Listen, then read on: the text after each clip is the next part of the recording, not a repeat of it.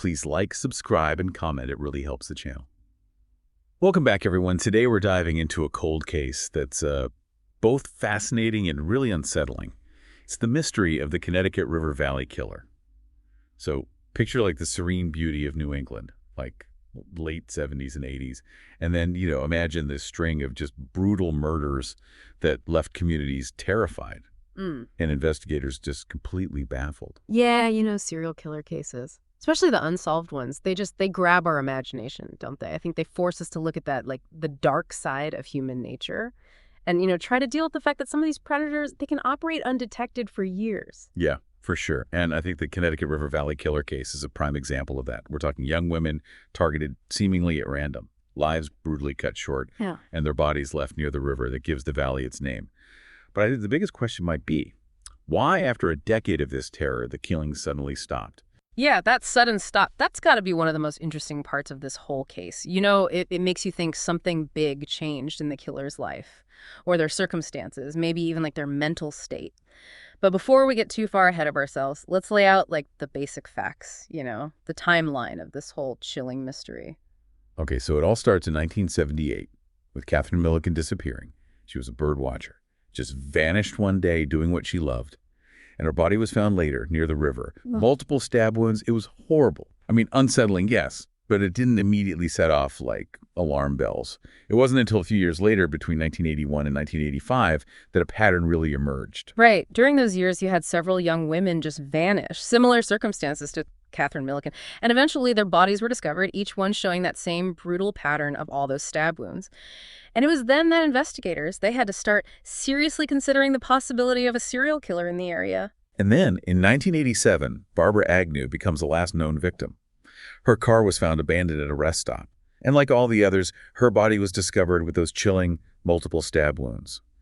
But then, just a year later, something amazing happens. A potential victim survives.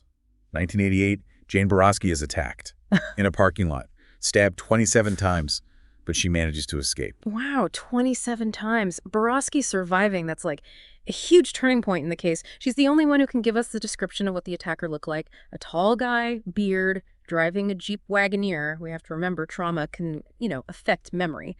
But still, her account is a critical piece of the puzzle. Absolutely, and her description brings up some questions, like the Jeep Wagoneer, That means he could get around pretty easily. So could this mean he wasn't local, maybe passing through, or just someone who could travel easily? That's definitely possible. The vehicle could be a big clue, Someone who could buy and take care of a Jeep Wagoneer. That could help narrow down the suspects, for sure. So we have this timeline, this building sense of dread, and then, bam! Just as suddenly as it started, the killings stop after 1988. No more victims, no more whispers of the Connecticut River Valley Killer. He just vanishes. It really is like he just disappeared into thin air. It's almost as unsettling as the crimes themselves. Yeah. Why'd he stop? Something happened to him. Move away. Die. These are the questions that have haunted investigators for decades. And those questions, those mysteries, that's what we're going to explore in this deep dive. We'll look at the clues left behind, the theories that have come up, and we'll even talk about whether modern DNA technology could finally be the key to unlocking this cold case. One of the most chilling things about this whole case is just how brutal the attacks were. The sheer number of stab wounds on each victim. It's more than just killing, It points to like a level of rage and aggression. It's deeply disturbing. It does feel like there's a message there, right? Like the killer was trying to say something beyond the act of killing itself. So what do forensic psychologists say about this kind of overkill? Well, a lot of times with serial killers, this kind of extreme violence, it's seen as a need for power and control. The more brutal the attack, the more in control they feel, So it's not really about hating the victims personally. It's more about the killer wanting to be dominant. Yeah. In like the most extreme way possible. That's one way to look at it. But it can be even more complicated than that, like the specific wounds, where they are, the type of stabbings. That can sometimes show deeper psychological patterns, even unconscious desires or fantasies the killer might be acting out. That's really interesting. So even without knowing who the killer is, experts can kind of look at the attacks and understand their psychology. Exactly. It's like putting together a puzzle, but with psychology. And here, the overkill, plus the fact that all the victims were young women. It suggests that maybe there's some misogyny there, like a deep hatred or resentment towards women. And that makes me think about another creepy part of this case, the Connecticut River. Almost all of the bodies were found near it. Do you think it was just convenient? An easy place to dump the bodies? Or could it be something more important to the killer? I don't think the river being there all the time is just a coincidence. The killer probably knew the area really well. Maybe they lived nearby or worked there. Or maybe they just spent a lot of time on the river. It might have been a comfortable place for them. Or like their hunting ground. It could even have some symbolic meaning for them, you know? So the place where they dump the bodies could actually tell us something about who the killer is and what their motives might have been. Exactly. It's another clue, another path to explore. And then we have Jane Borowski's description. She said it was a tall man, beard, driving a Jeep Wagoneer. Of course, witnesses aren't always reliable, especially when they've been through trauma. But we can't just ignore what she said. Yeah, it's the only description we have of what the killer might look like. But like you said, memory can be tricky. It's been years since the attack. Could the trauma have messed with her memory? Could she be remembering things wrong? It's definitely possible. But investigators would have done everything they could to make sure she remembered correctly. Like using cognitive interviewing, that helps people remember events accurately. And even if some things are unclear, some details, like the Jeep Wagoneer, could still be accurate. Yeah, the Jeep Wagoneer is interesting, isn't it? It makes you think he was mobile, bold. It's not a car you'd easily forget. Exactly, and that detail. Combined with the attacks being spread out along the river valley, it makes some people think the killer might not have actually lived in the area. So maybe he wasn't hiding in plain sight. Maybe he was an outsider just passing through. Someone like a traveling worker or someone driving along the interstate. Exactly. That could explain why he appeared and disappeared so suddenly. He could have been a truck driver or a salesman, someone whose job meant they were always on the move. So it would be hard to connect him to any one place. But if that's true, that makes it even harder to find him. Instead of looking for someone in the community, we're trying to find one person. Out of all the people who might have traveled through the area back then. It's a huge task, for sure. But we also have to think about another possibility. Maybe the killer was arrested for something else. Sometime after the Connecticut River Valley murders stopped. Oh, so he could be in prison right now, serving time for a different crime. And he has no idea that investigators are looking at him for these murders. That's exactly what's happened in other cold cases. They've been solved because of DNA technology. Imagine if the killer got arrested for something small, like drunk driving, and they took his DNA and put it in the national database. And then years later, that DNA matches evidence from one of the Connecticut River Valley crime scenes. That would be amazing.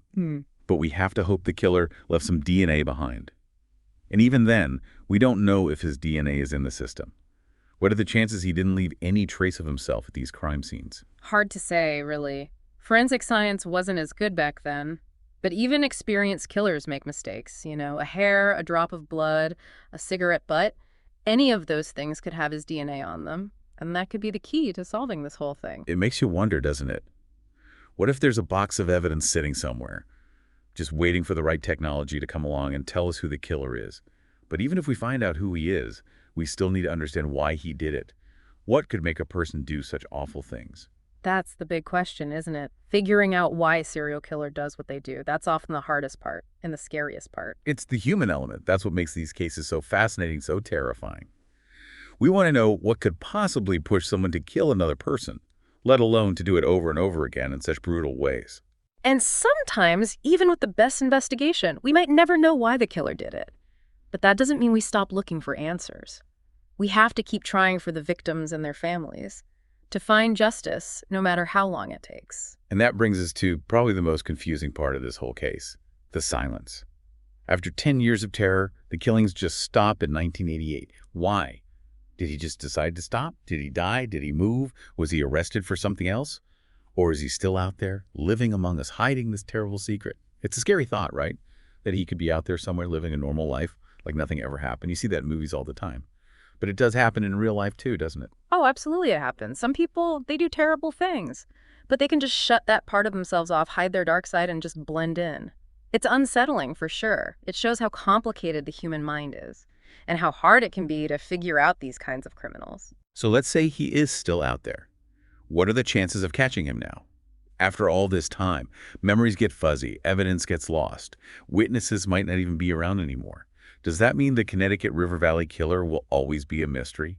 Like a ghost story people tell each other? Not necessarily. Time can make things harder, that's true. But it also brings new technology, like DNA technology. That's been a game changer. It gives us hope in cold cases like this. Yeah, you're talking about DNA evidence. Maybe it can finally solve this case, even after all these years. It's crazy to think that something small, like a hair or a drop of blood, or even a cigarette butt, could tell us who the killer is. Exactly. And the police are using this new technology all the time, going back to old cases, looking at the evidence again, hoping to find even the tiniest bit of DNA, something they can match to a suspect or put into those big databases. So even now, there's still hope. Maybe justice will be served. Maybe the families of the victims will finally get answers. It's amazing that even the coldest cases can be solved. If we get that one breakthrough. I agree. And DNA technology isn't just helping to solve this case. It's helping to solve so many other cold cases, too. Cases that have been mysteries for years, even decades. It's amazing what science can do. And it shows how dedicated people are to finding justice. The Connecticut River Valley Killer case. It's a reminder that even in the most beautiful places, bad things can happen. And sometimes, evil leaves a mark that's hard to erase. It's a story that has scared people for generations, a puzzle with missing pieces that we might never find. That's true. But even though this mystery is scary, we can still be hopeful. We have new ways of looking at the past, new ways of solving old crimes. And we can have the people who have been hurt. Maybe someday we'll know who the Connecticut River Valley Killer is. But until then, we keep looking for answers. Please like, subscribe, and comment. It really helps the channel. Thanks for joining us for this deep dive into one of New England's biggest mysteries. We might not know who the Connecticut River Valley Killer is, but the search for justice never really ends.